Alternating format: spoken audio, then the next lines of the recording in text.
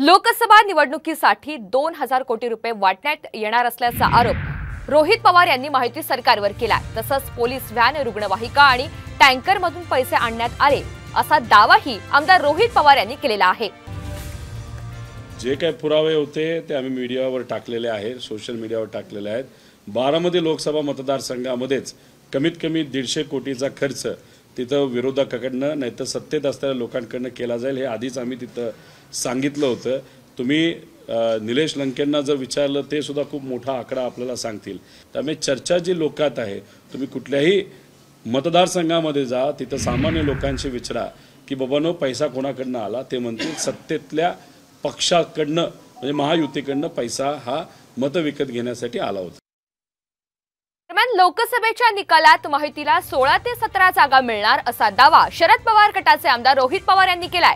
भाजपला 13 ते 14 जागा तर शिंदेंना 2 ते 3 जागा मिळणार असल्याचं ते बोललेले आहेत। तर अजित पवार गटाला एकही जागा मिळणार नसल्याचं भाकीतही त्यांच्याकडून वर्तवण्यात आलंय। अंदाजे 13 जागा ते 14 जागा मिळतील असा एक अंदाज आहे। शिंदे गटाला तिथं 3 जागा मिळतील असा एक अंदाज आहे आणि अजितदादांना एक सुद्धा जागा तिथं मिळणार नाही असाही अंदाज आहे। त्यामुळे सगळे जर गणित एकत्रित केली तर 16 ते 18च्या आसपास महायुती या महाराष्ट्रामध्ये सीटच्या बाबतीत राहील असं वाटतं।